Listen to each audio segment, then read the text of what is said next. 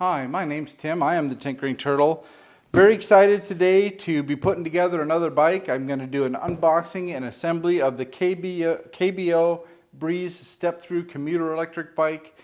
This is a 500 watt motor e-bike that is a little bit different than some of the bikes I've had in the past. A lot of the bikes I've had in the past are 750 watts. With large motors. This is going to be a 500 watt. I'm kind of excited to see what the balance between the human input and the motor input on a bike this size is going to be. Pretty excited about it. Let's get to it.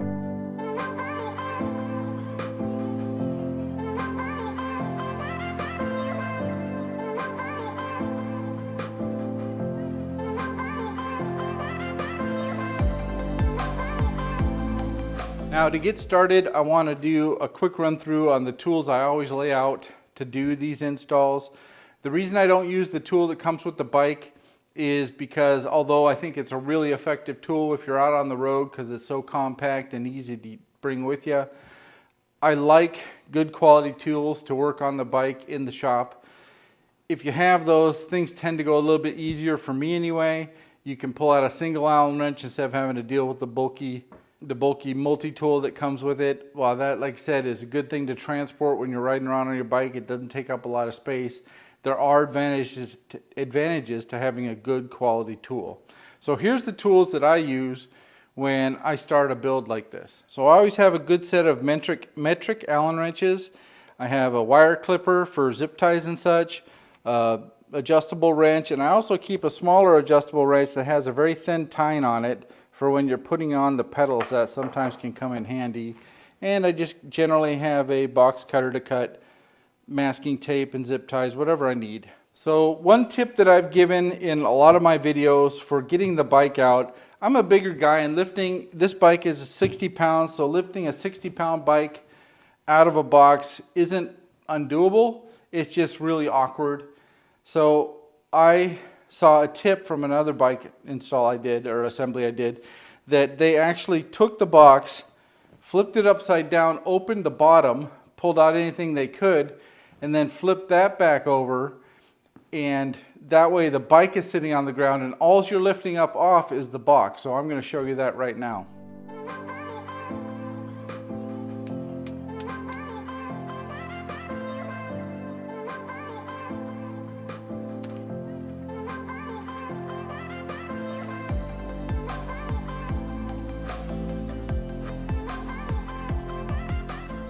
Okay, so I've removed all the loose stuff I can. The bottom is open. Now I'm going to flip it back over and let the bike sit on the ground, and I'll lift the box off the bike. Now this can be a little cumbersome. You got to be careful because it is a bigger box. If you can get help, always get help.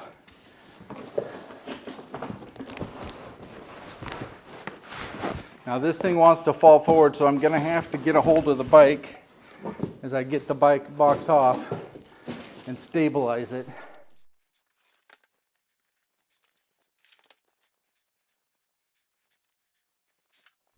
Now there are some pieces of broken plastic. I'm not sure what those are from, so I'm going to set those aside and see if I can figure it out as I go through and look at all the parts. I want to take a quick second here and talk about the box that the bike came in. Most companies, if they want the bike sent back, they're going to try to fix anything that they can remotely. They're going to send you parts and have you put it on. But in the situation where you need to send the bike back, you're going to need the box. And a lot of people get rid of the box and a month later they have a problem with the bike. They don't have a box to return it and they're kind of in trouble. So I take these boxes and I put them in my basement and I keep them, if I can, for the full length of the warranty, just to make sure if anything does go wrong, I have an option. Depending on what situation you have, if you have room or not, you may or may not want to do that, but it's something to consider as we go forward. So as you likely saw when I was pulling everything out of the box, the front tire was in there loose. It wasn't zip tied to anything. So I pulled it out separately and set it aside. First step is always to unpackage it and look for anything that's damaged. So you're going to clip all the zip ties and any tape and pull all the padding off and the bags. You're going to throw that in your box. So again, if you need to send anything back, you have the box and all the materials it came with. Be careful when you're doing this because the bike can move around a little bit and you want to be sure or be careful not to drop it over on yourself.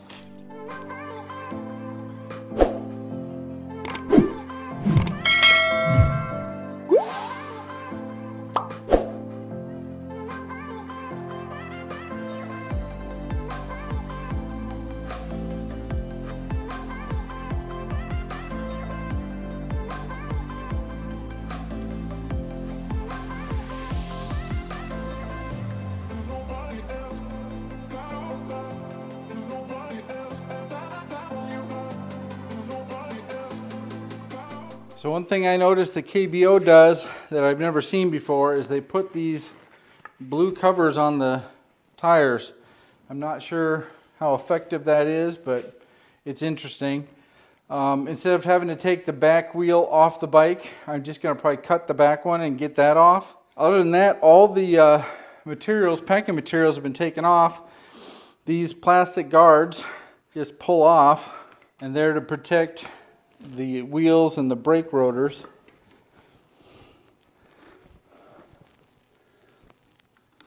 When you're taking this one off, be careful. Try not to ever touch the brake rotor with your hands, and that's because the oils in your hands can get on the brake rotor and they can cause it to squeak or squeal when you're using them.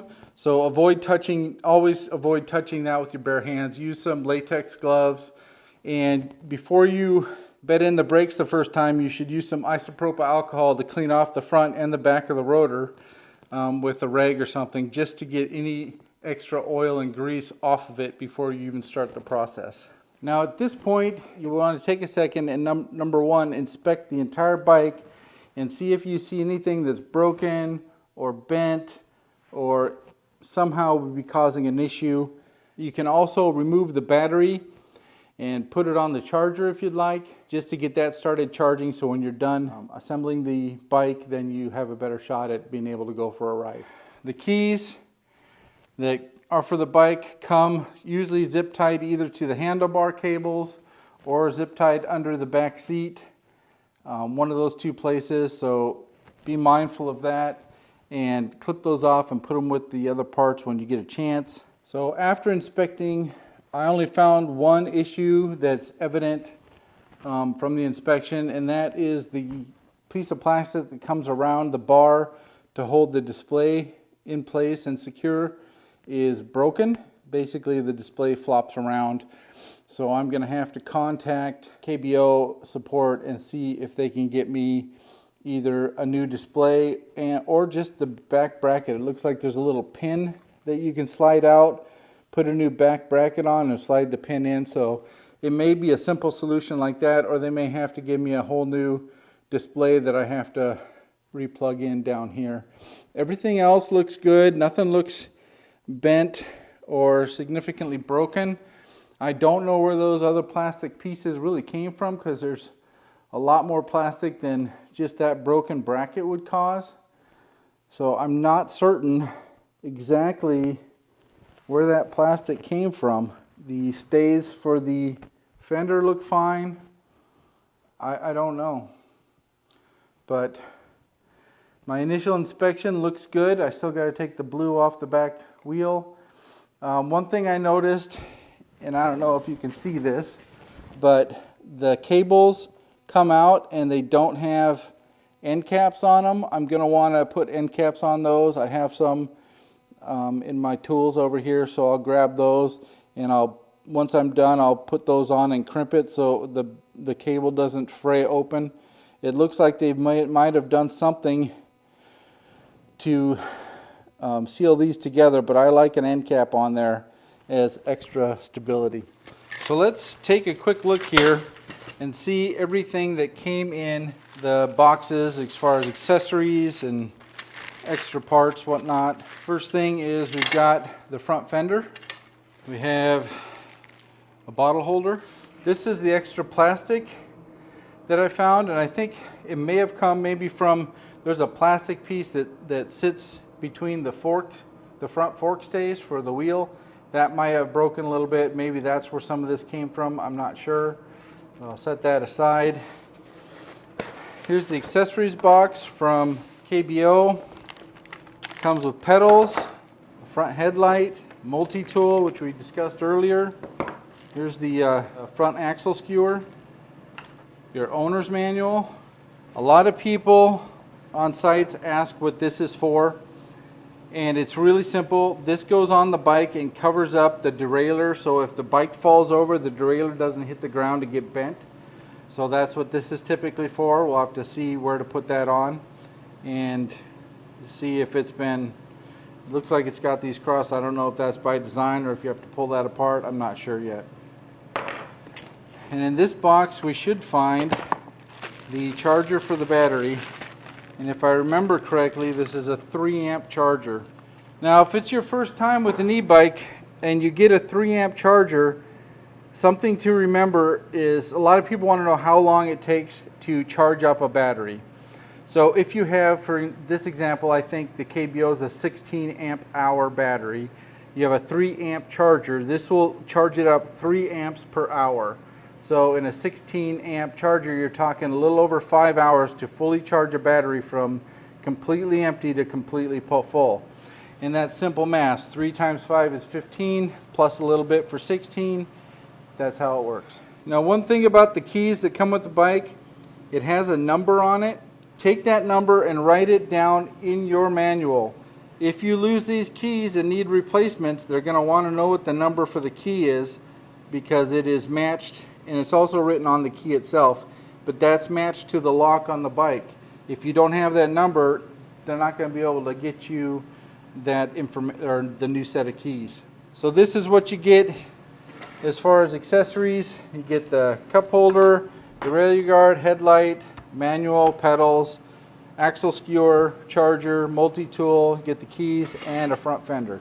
Now the first step you're going to want to do to get the bike assembled is, number one, to get the handlebars loose fit up on the stem, and you do that to get it up out of your way so you can put the front wheel on. Once the front wheel's on the forks, then you can put the kickstand down, and it makes the bike a lot more stable. And this is important. You don't want this thing falling over on you and potentially damaging your brand new purchase.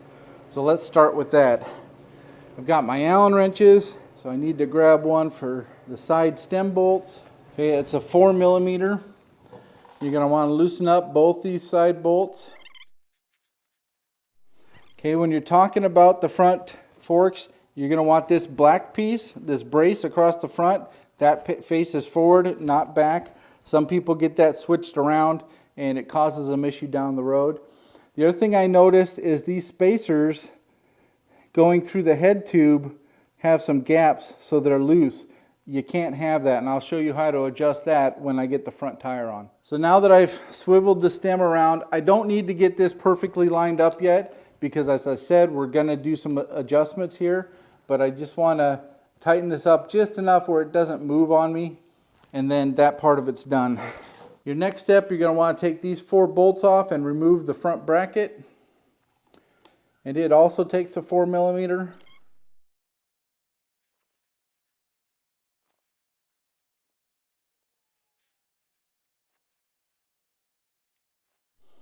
Now that you have the front bracket removed, bring the handlebars up.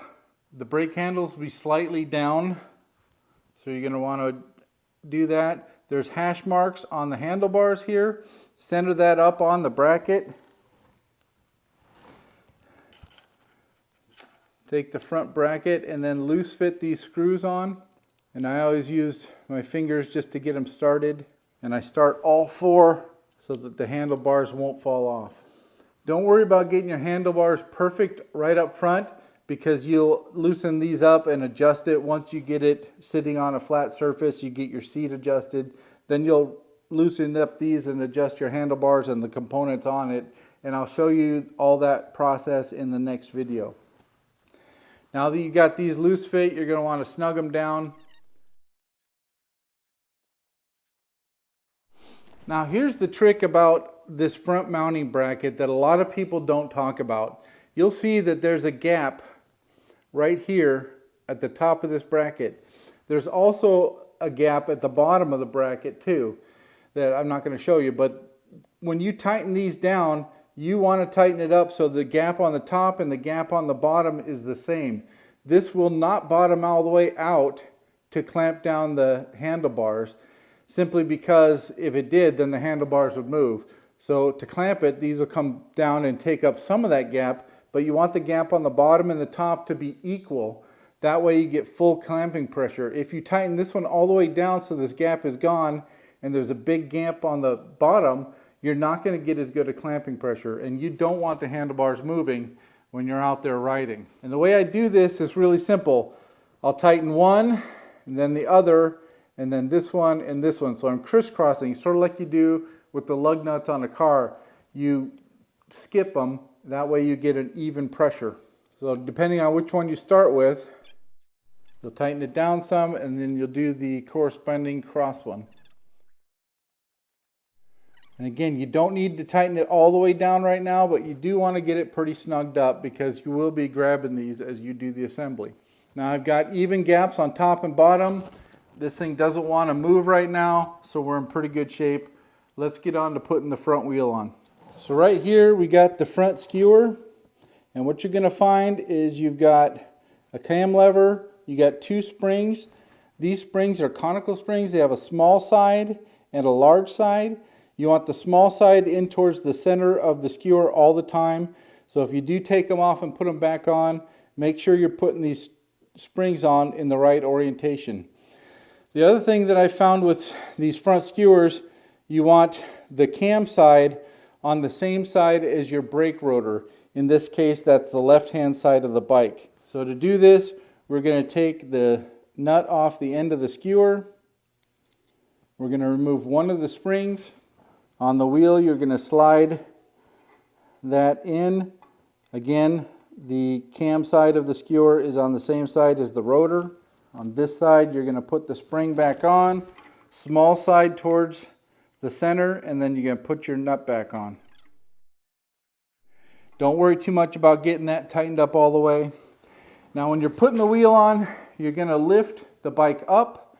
You're going to slide the front forks onto the axle, which is just inside this hex part. You can see a small 1/4 inch space that they sit on.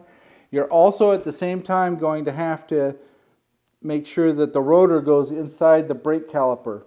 Some people like taking the brake caliper off. It makes it a little bit easier, then you put it back on when you're done. Either way works. I'm going to try to do it with one, see how I do. And again, right now I'm just trying to get that brake rotor to go in. Alright, so that's not easy enough. I'm having a little trouble getting it on. So we're going to try my second idea. So my second idea is to flip the bike over and have it sitting on the handlebars. Again, be careful not to put it on anything that could get damaged. And if you need to, put blocks under the handles or the grips to do that. I think it'll be fine, so I'm just going to do it. So you just pop it into a wheelie, roll it back,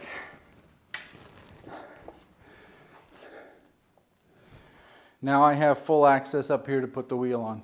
Okay, let's give this try number 2. It should be easier. I'm going to slide this back in there.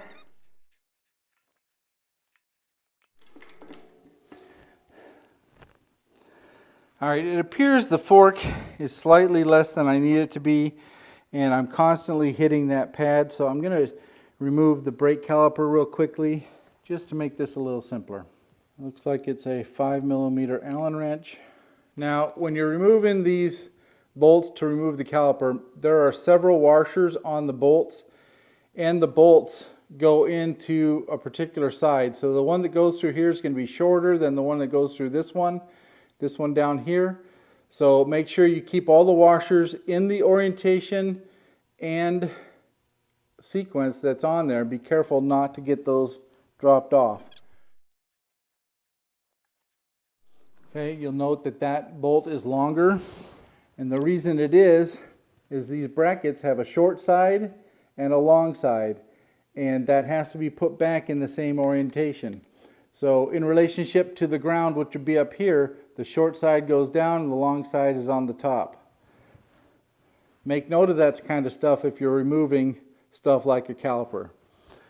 So we're going to slide the caliper down, and we're going to take a shot at putting our wheel back on. Again, making sure the rotor is on the same side as the brake caliper was. I've got this a little tight, and that might have been my problem. Now that it's down in and fully seated, you want to fully seat it in the dropouts. You can tighten up your bolt. And what you want to do is when you get it tight enough, you're going to want to put some effort in to get it down. And you're going to want the cam lever going up along the fork. Like that. This way, if you're riding and you ever see this thing opened and dangling down towards the ground, which is over here, dangling this way, you know that this is unhooked and you want to stop and recam it. This is what I was talking about with the cable before, is there's no cap on the end. You're going to want to get some caps and put on there, but it does look like they've glued it or torched it or something. I'm not sure what they did. Just caps are a really good idea. Now, to put this back on, remember what I told you about short side being down, long side going up on this bracket. You're going to want to slide the caliper up on the rotor, put the bracket in. You want the shorter bolt. Get that started by hand. Again, try to never touch your rotor with your fingers because you got grease and oil on them from the assembly. You don't want to get that on your rotors because you can get a hum or a vibration or a squeak, and they're really hard to diagnose. And if the pads get contaminated with grease, then you're going to have to either replace them or try to clean them off with isopropyl alcohol as well. The long bolt goes up here, and you want to, here's how you do this. You'll snug these all the way down. You'll back them off about a half a turn so the caliper is loose. Then you'll come through from the back side, and there's an adjuster right there, and you'll tighten that up so that it's tight on the rotor. The caliper now, the brakes are actually actuating. Once you get it tight, you'll back it off about a quarter turn. Then you're going to want to come down here and squeeze the brake handle. Once you've got that a quarter turn, you'll squeeze that brake handle, and you can either use a clamp or have a person hold it. And while it's being held, you'll tighten up the two mounting bolts. Since I don't have anybody here to hold it, I'm going to clamp it. Just be careful not to squeeze it too tight. You just want it so that that caliper is squeezing. So the caliper is firmly in place. You'll come down here and you'll remove your clamp or whatever you're using. You can use a shoelace just to hold it in place. Just tighten it up. Then you're going to want to come back over here to your adjuster, and you're going to want to open it up another quarter turn, and that's it. And you see here you got a little bit of a rub. So now all you have to do to fix that is you go back and you loosen up one of the top bolts and adjust it slightly so that rub goes away. We'll talk more about brake adjustment in the next video where I show you how to do the basic adjustments for the bike. So now we're just going to flip the bike back up over. Now we can put the kickstand down and the bike is more stable.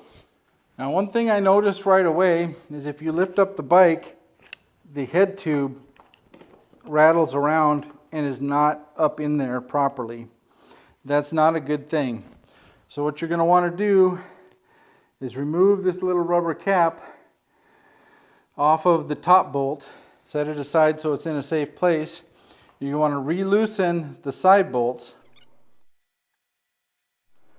and then you're going to want, once these are loose and the stem turns independent of the front wheel, then what you're going to want to do is tighten up the top bolt. Now you normally wouldn't have to take it off, but I'm going to take it off with the 5mm Allen wrench just to show you what's inside. So this is the top bolt. I'm going to set this aside for a second. Okay, so what you see when you look down in here is you'll see the threadless stem is down inside the top of the stem. That's what you want. You want it at least 1/8 of an inch down. This one's really loose, so it can move down and that'll come up some. But you never want this piece down inside to be up flush or higher than the top of the stem. Because when the top bolt presses down, it sets the tension for the fork going through the head tube. You're not going to want to over tighten this because this is just a compressed in nut.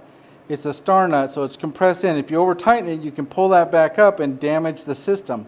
So you want this subflush. You'll tighten it down only enough where it tightens up the forks inside the head tube, and then you'll stop. To lock it down, you'll use the 2 side bolts. That'll lock the whole system in place. So now that I've shown you that, I'm going to put the top bolt back in. Okay, and what I'm doing is I'm pulling this up, pushing this down so that there's a gap here, and I can tighten the stem down onto that. So now there's no gaps in any of the spacers here. And what you're going to want to do is you tighten it up so that there's no slop or play. You don't feel this wiggling inside the head tube, and it turns very easily. Okay, so there's now, I've eliminated what seems to be all the slop in that system. It still turns very easily. I want to point out, if you over tighten this and you lift this up and it doesn't turn super easily, it kind of has some hitching, you're going to want to loosen this off a quarter turn or whatever, just so it turns smoothly. You don't want to over tighten it. Once you get it to the point where you feel like it can turn side to side very easily without binding up, it won't bottom out. This will not get tougher to do. You'll eventually just pull that compression nut right out, so don't over tighten it. Once you get it to that point, then you're going to want to align the wheel and the stem with the wheel, and you're going to want to tighten down these 2 side bolts. Now keep in mind, when you're tightening this stuff down, you're tightening a bolt into an aluminum part, so don't over tighten it and strip out that bolt. You want to get these decently tight without over tightening them. Now everything moves as a unit. There's no play in the front forks, and we're in good shape. So next I want to put on the pedals. If you look at the end of the pedals, let's see if I can get this, you'll see an L and an R. That's the left hand side of the bike as you sit on it, and the right hand side of the bike as you sit on it. So I'll take the right hand pedal and I'll put down here. I'll take the left hand pedal and I'll put down here. Don't mess these up. If you put them in wrong, you'll cross-thread them and they'll pop out and they'll ruin your arms because it'll tear out the thread. So put the proper pedal in the proper side. So one thing I always do when I get a new bike is I'll check and make sure that the crank arm bolt is tight, because you don't want those loose. Sometimes companies don't tighten these down properly and it becomes a real problem. So that one's nice and tight. I'm also going to check the back side. That's an 8mm Allen wrench. That feels good. Now one thing I like that KBO's done here is on the crank arm, it says right side pedal and it shows you which way to turn it. That's really nice. So I make sure that on the bottom here there's a big stamped R, and then I'll put it in. Some people will use Loctite on these. That's fine. If you're like me and you don't use the Loctite, then just make sure you properly torque this down so it doesn't back out. Now the way I kind of tell people to do this is, if you're on this side, to tighten it you're always going to turn towards the front of the bike. On the other side you'll turn the opposite direction, but it'll still be towards the front of the bike. And it corresponds with the arrow they put on the crank arm. Go in as far as you can. Eventually the pedal is going to turn. So what I've done is I've gone down and got myself a 15mm wrench. And the problem I'm having with the bigger adjustable wrenches is the thickness between this edge of the pedal and the crank arm. The pedal needs to screw in further than the wrenches will allow. So I'm going to get something that's a little thinner that allow me to fully tighten the pedal. Make sure those are good and tight. Now your pedal's on. Okay, I'm going to repeat the process on the left hand side. The arrow on the crank shows you going towards the front of the bike, just like on the other side, except it's an opposite thread. So it does not, it turns counterclockwise versus clockwise.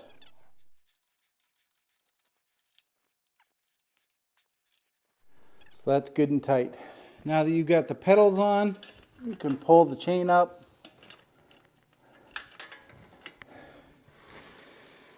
And put that on. So one of our last steps is we're going to take this bolt out here and we're going to put on the fender and the headlight. And honestly, this is kind of a nice setup. It just bolts into the fork brace. A lot of the ones I've seen go through the fork brace, then you're always dealing with a two-part bolt to get it to tighten up. This is kind of nice because it just goes in from one direction. So the fender slides up over the wheel.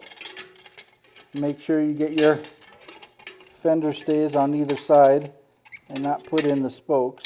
And then you're going to take the headlight, you're going to take the fender and lift it up, and you're going to put that bolt back in. This can be a little tricky. Don't try to get everything lined up until you get the bolt started. Now, as you've probably seen in this, I like to hand start all my bolts just so I don't cross thread them, and then I snug them up by putting the Allen wrench in.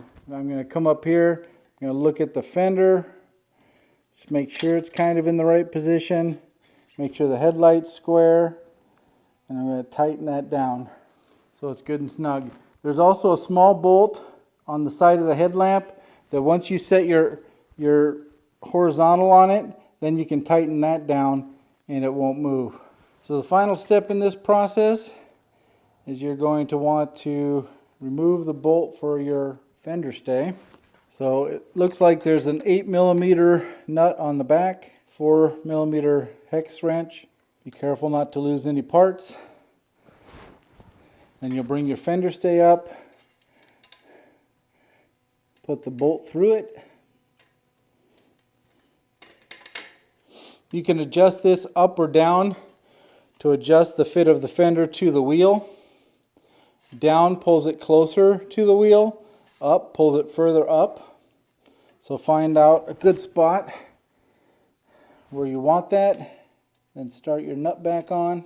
You need to put a wrench on it because it is a lock nut.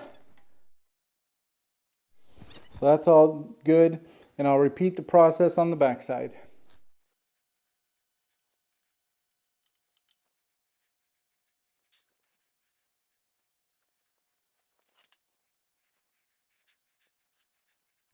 Again, I slide this up and down to get the fender centered on the wheel best I can. Now I'm going to visually inspect. It looks like those are in good shape. Okay, so there's no great way to show you this, but you'll find under the headlight that there's a positive terminal and a negative terminal. And those are marked on the plastic below the hole. So this side's negative, this side's positive. You'll also find you got a red and a black lead. I'm assuming the red is positive and the black is negative. I have to look through the manual to verify that, but I'm going to go ahead and plug it in, then I'll verify it afterwards because I'm already down here showing you. So you may need a little extra wire, just pull it up.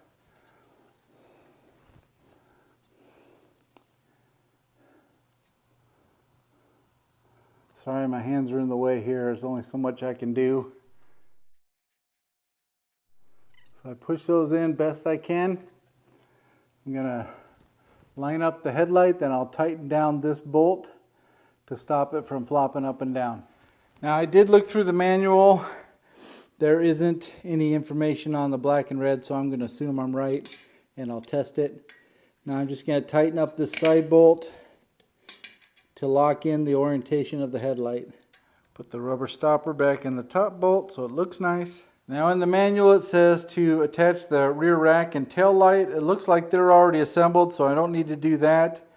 I just need to turn it on now, turn the bike on, and make sure the headlight works and everything seems to work okay, and then we'll be off to the races. So typically the battery comes partially charged, so you're just going to want to hold down the M button for 3 seconds and power it up. Looks like the battery has a decent amount on it. It's set to pass 1 as it comes out of the box. Now we're going to test that. We're going to lift the back tire up off the ground by leaning it on the kickstand. And we're going to twist the throttle. And the brake lights you see work. So that part's working. We're going to click and hold the plus symbol for 3 seconds. Which I thought turned on the headlight. And I'm not getting any headlight, so I got to look that up and see what I'm doing wrong.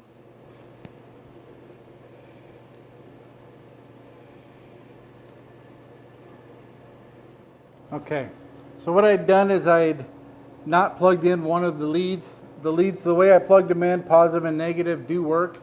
You just hold and click the plus button until the backlight comes on and the headlight also comes on. And then you click and hold the plus sign for 3 seconds and it turns that off. Now one last thing I always check when I do the assembly is I lift that back tire up off the ground, I hold the throttle on and then squeeze a brake. If the motor turns off when you squeeze the brake, that means the brake sensor is working. See, I have the throttle on, I'm holding the brake and the back tire stopped. That is exactly what you want. So at this point, with the exception of the broken bracket for the screen, everything's come into place. I will show you how to adjust and set up the derailleur. I am going to install the Derailleur Guard here. I'll show you that right at the end of this video.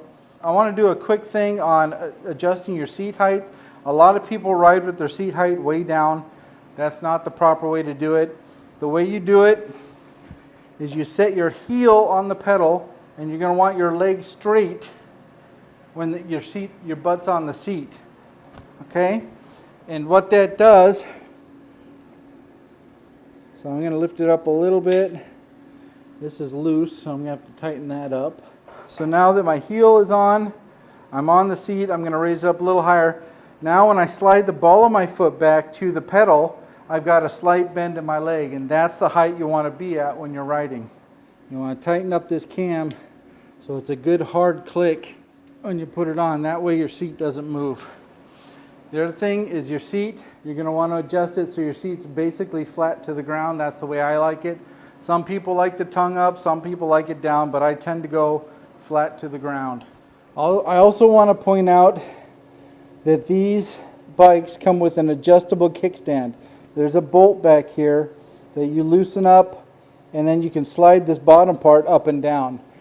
One thing to do right now while you're assembling it is tighten that bolt. I've seen a lot of people from various bike manufacturers that lose the bottom of this kickstand because they didn't tighten the bolt. It falls out and you never find it again, and then you end up buying a new kickstand. If you tighten it up now or adjust it, you can adjust how far your bike leans over or not. Tighten it up so it's done, and then do the same thing. Go around and check all the bolts on the bike and just giving them a turn and make sure they're tight, because they assembled this at the factory, but you don't know that they got everything perfectly tight. So you're just going to want to go basically do a quick check on all the bolts and make sure they're in a good spot. Now let's take a look at the Derailleur Guard for the other side of the bike. So this is how the Derailleur Guard works. You'll attach it to these two bolts, the fender stay bolt and the one above it, and it comes over and covers the derailleur so that you don't get in a situation when the bike falls over and it hits here, you don't bend your derailleur.